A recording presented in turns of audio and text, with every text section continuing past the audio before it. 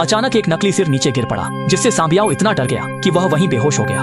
अगले दिन जब कुछ लोग इस घटना के बारे में बात कर रहे थे तो यह बात सांबियाओ ने साफ साफ सुन ली। उसने बिना कुछ कहे उन सबको पीटना शुरू कर दिया। शुक्र है कि इंगशु समय पर आकर उसे रोक लिया और फिर अपने सभी शिष्यों से सांबियाओ से माफी मंगवाई। लेकिन यह सब पास में खड़े छोटे भूत ने देख लिया, इसलिए उसने सांबियाओ के घमंड को तोड़ने की ठान ली।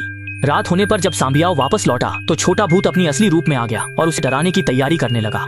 लेकिन नशे में धुत सांबियाओ को बिल्कुल भी यकीन नहीं हुआ। उल्टा उसने छोटे भूत की जमकर पिटाई कर दी। इसके बाद वह जमीन पर लेटकर सो गया। ऊपर वाले छोटे भूत ने सीधे सांबियाओ का कपड़ों का बक्सा तोड़ डाला, लेकिन सांबियाओ ने इसका इल्जाम छोटा शुआई पर लगा दिया। दोनों ने बिना कुछ कहे आपस में लड़ाई शुरू कर दी। छोटे भूत ने यह देखा तो उसने सांबियाओ को काबू में कर लिया, लेकिन इससे छोटा शुआई को कुछ गड़बड़ का एहसास हुआ और उसने यह बात इंगशु को बता दी। इंगशु को पता चलते ही उसे एक अच्छा आइडिया आया, इसलिए वह बाउदारेन का नाटक कर छोटे भूत को बाहर लाने की तैयारी की। छोटे भूत ने यह देखा तो वह जल्दी ही उनके सामने आ गया और अपनी कहानी बता दी। असल में कुछ साल पहले छोटे भूत की आत्मा को मोक्ष नहीं मिला, जिससे वह भटकती आत्मा बन गया और नर्क में अक्सर भूखे भूतों की प्रताड़ना सहता रहा। वह चाहता था कि इंगशु उसकी हड्डियों को इकट्ठा कर किसी अच्छे स्थान पर दफना दे, ताकि वह फिर से इंसान के रूप में जन्म ले सके।